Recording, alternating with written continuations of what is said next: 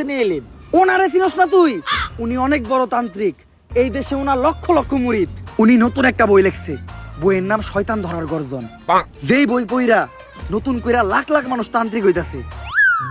কিন্তু লালু ভাই, আশেপাশে তো কোনো তান্ত্রিক বা মুরিদ দেখতেছি না। আরে ওগুলা তো সব ফেসবুক আর টিকটকে।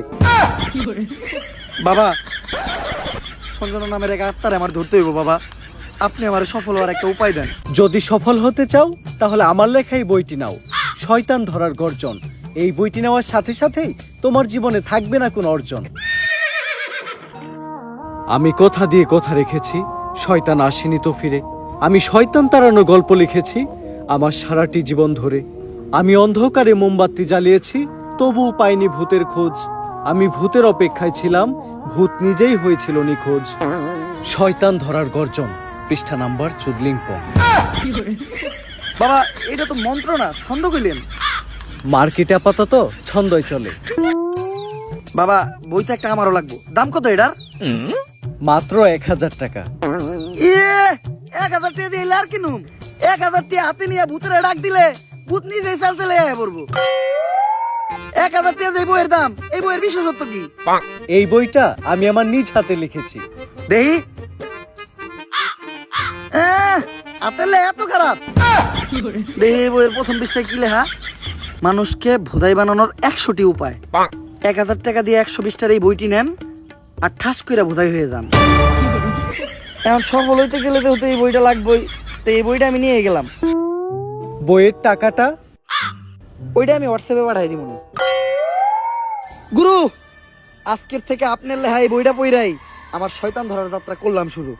শয়তান ধরার গর্জন, পৃষ্ঠা নাম্বার চুদলিংপং।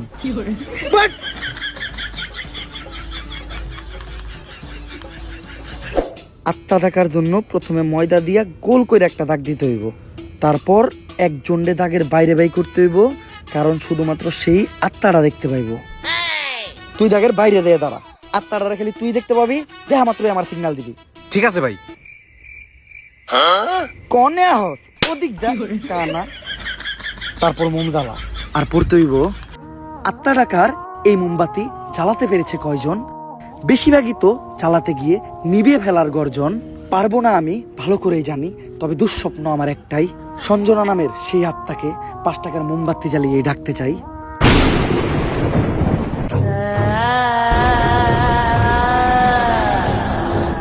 ওই দেখ তো কোন আত্মাটা চাইছে নাকি? না ভাই, 2 লাগাই তো কোনো আত্মা দেখতেছি না। দূর আমার লেওরা, এই বিষটা কাম হইব না, সামনের বিষটা দেখতে হইব।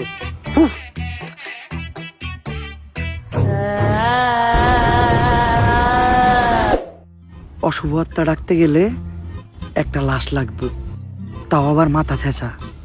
এখন মাথা ছেঁচা লাশ কই পাই? লাশ তো মর্গে পাওয়া যাইবো, কিন্তু একটা লাশের তো অনেক দাম, মিনিমাম 70-80 হাজার টাকা। 70-80 হাজার টাকা তো জিন্দা মানুষেরই দাম নাই, বাদ দে, লাশ লাগবো না। কিন্তু লাশ ছাড়া আবার আত্মা ডাক মুইবা কেমনে?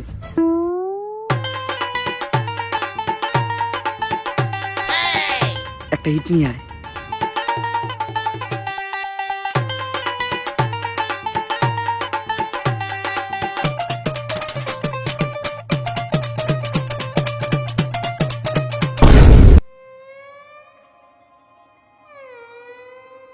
কপাল ভালো আমি কানা আসলাম না, নাহলে আপনি আজকে আমার লগে এই কামটা করতেন। আরে না, তোর লগে এই কাম করতাম না, আমার ভিতরে একটা মানবতা আছে না। কেমন মানবতা আছে ওটা তো দেখতে পারলাম। তারপর তোমার ডাইন হাত শক্ত কইরা লাশের মাথার উপর রাখবা, এই কথা চিন্তাও করো না। কি করলেন ভাই এটা? যদি এটা কইরাও ফেলো, তাইলে মাথার উপর থেকে হাতটা সরাইয়া হাতটা লাশের বুকের উপর রাখবা, এইটাও করা যাইব না। কারণ এটা করার লগে লগেই লাশটা বাদ হয়ে যাইব, ওই লাশ দিয়ে আর আত্মা ডাকা সম্ভব না। ভাই ভালো করে পড়ে দেন, হয়তো কোনো সমাধান অবশ্যই আছে। যদি এই 2 ডাকাতি তুমি কইরা ফেলো, তাইলে ওই লাশটা ঠিক করার একটা উপায় আছে। একটা উপায় আছে রে, বাচ্চি। এইটা মনের ভুলেও পাইব না। আমার লারের বই, লারের বই, এটা আমার লার। এই বই দিয়ে আমি ভূতই ডাকবো না, আমার নিজের ভিতর যে জ্ঞান আছে ওই জ্ঞান দিয়ে এবার আমি আত্মা ডাকার চেষ্টা করবো। ভাই আপনার ভিতরে কি আসলে কোনো আত্মা টাকার জ্ঞান আছে? হন, আমার ভিতর যখন থেকে আত্মা টাকার জ্ঞান আছে তখন থেকে তোর পাখিও খারায় না।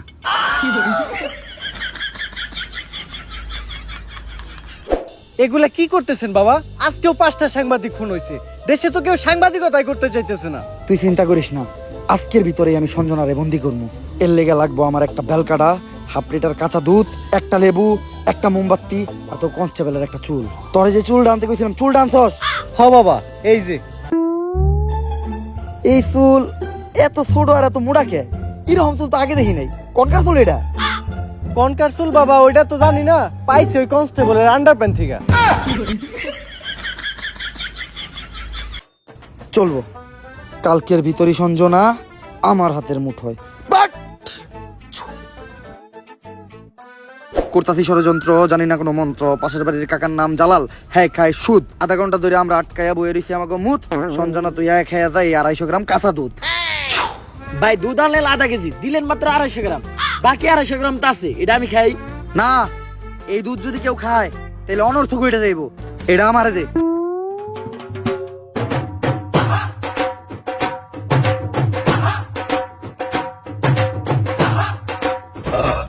ভাই। আপনি না কইলেন এই দুধ কেউ খাইলে অনর্থ করে যাইব গা, তাহলে আপনি খেলেন কে? আরে আমি তো খাই নাই, পান করছি। সবকিছুই রেডি আছে, এখন খালি এই কাঁচা দুধের ভিতর তাজা রক্ত দিতে হইব। দে তোর 8টা দে। 8 টাকাইটা কয়েক ফোঁটা রক্ত দুধের ভিতর ফেলাই। আমি দিমু কে? আপনার ভাল লাগলে আপনি দেন।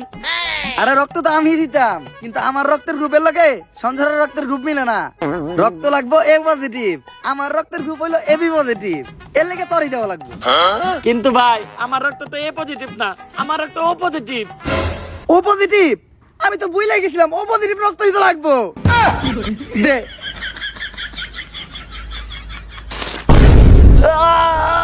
ভাই আপনারা কেন এরকম আদারের বুদ্ধি আপনি কই থেকে পাইছেন? আরে এই বুদ্ধি আমার নিজের মাথার থেকে আইছে। এই ধরনের বুদ্ধি আমার মাথায় ভরপুর। আমার লগে ভন্ডামি করেন না, সত্য করে কোন আপনি। ইউটিউবের থেকে দেখছি। সব কাজই সম্পূর্ণ। এখন আমি সঞ্জনার এডাইকা লেবুর ভিতর আর আত্মাটারে বন্দি করবো। যন্তর মন্তর সব কাপজাপ বন্ধ কর, ঝামেলা সব বাদ দিয়ে এই লেবুর ভিতর আইয়া বান কর। যদি এটা না করস সঞ্জনা তোর নানিরে খালি কর।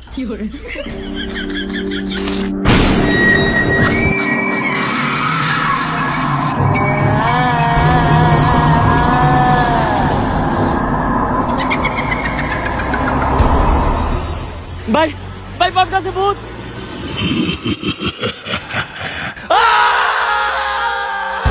ভয় পাইস না, ততক্ষণ পর্যন্ত আমরা এই সার্কেলের ভিতর আছি আর এই মোম জ্বলতেছে, ততক্ষণ পর্যন্ত সঞ্জনা আমাকে কিছু করতে পারবো না। কিন্তু ভাই মোমবাতি তো ঘুরে যাইতেছে, এখন কি হইব? মোমবাতি ফুরাইয়া গেলে বুঝবি আমরাও ফুরাইয়া যাবো। সঞ্জনা তুমি খালি হলুদ সাংবাদিক করে মারতেছো কে? মিডিয়া হলো এদেশে সব থেকে বড় শক্তি, কিন্তু হলুদ সাংবাদিকেরা মিডিয়ার একটা মজা বানায় রাখছে। এদেশে ছোট ছোট বাচ্চারা ধর্ষণ হয়, খুন হয়, এগুলা নিয়ে কোনো নিউজ হয় না। কিন্তু পাকিস্তান থেকে কোন নায়িকা বাংলাদেশে আয়া বাত মারলো, পরিমাণে কি ড্রেস পরলো, কে ভাত বেচলো, কে কেক বেচলো, এগুলা নিয়ে হাজার হাজার নিউজ হয়। আর আমি যখন ধর্ষণ হই, এটা নিয়েও কোনো নিউজ হয় নাই। শেষ পর্যন্ত আমার মরতে হইলো। তাই এদেশে হলুদ সাংবাদিক একটা বাচ্চা দিব না, সব করে মেরে ফেলামু। আর আমার যে বাচ্চা দিব তা করে মেরে ফেলামু। তোমার জায়গায় তুমি ঠিক আছো, কিন্তু সবাই রে মারা কোনো সমাধান না। হলুদ সাংবাদিকদের যন্ত্রণা এই দেশের প্রত্যেকটা মানুষেরই সহ্য করতে হয়। আসলে আমাদের পরিবর্তন হতে হবে, আমাদের প্রতিবাদ করতে হবে। আমরাই পারি এই দেশ থেকে হলুদ সাংবাদিক নিরাময় করতে। কিন্তু আমি থাকতে তোমাকে আর একটাও জান নিতে দিব না। পারলে টাকা। ভাই এটা কি কইলেন? এখন আমাকে কি হইব? আরে তুই চিন্তা করস কে? যতক্ষণ পর্যন্ত এই মোম জ্বলতেছে ততক্ষণ পর্যন্ত সঞ্জনা আমাকে কিছু করতে পারবো না। আচ্ছা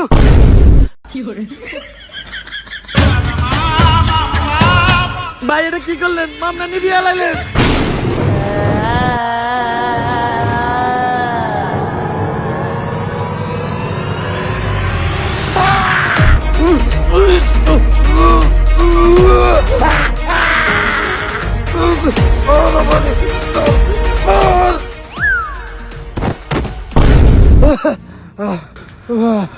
পুতুলটা পড়ার লগে লগে সঞ্জনা উপরে গেল, তার মানে কি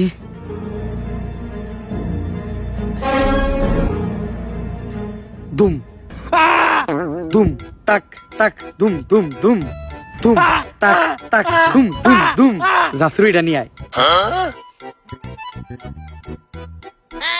না না না না এটা করিস না। লেবুর ভিতরে ঢুকবি নাকি কইরা দিমু চুদলিং পং? আমি এনে ঢুকতেছি, কিন্তু মনে রাখিস আমি ফিরবো, আমি আবার ফিরবো।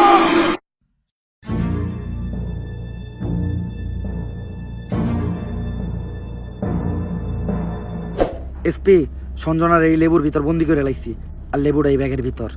কিন্তু খুব সাবধান, একটা জিনিস লক্ষ্য রাখবা, এই লেবুটা যাতে কেউ না কাটে। একবার যদি এই লেবুটা কেউ কাটে তাহলে সঞ্জনা আবার মুক্ত হয়ে যাইব। ঠিক আছে বাবা, আর আমার উপহারের 10 লাখ টাকা ওইটা অলরেডি আপনার হোয়াটসঅ্যাপে পাঠিয়ে দিছি।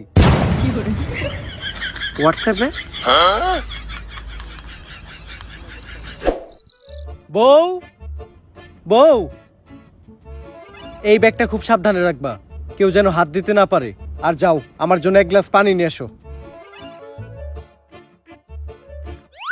আরে কতক্ষণ ধরে বসে আছি, পানি আনতে এত সময় লাগে? আরে আমি তো তোমার জন্য লেবুর শরবত বানিয়ে আনলাম। আমার লক্ষ্মী বউ। শরবতটা তো অনেক মজা হয়েছে। লেবুর শরবত যে বানাইলা, ঘরে তো লেবু আসিল না, লেবু পাইলা কই? কেন, লেবু একটা তো তোমার ওই ব্যাগেই আছিল।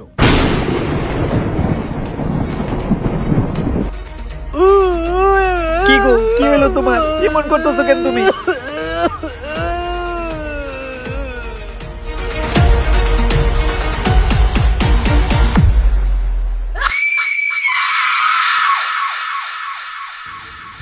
ভাই, সঞ্জনার কাহিনী তো শেষ করলেন, এখন আপনি কি করবেন?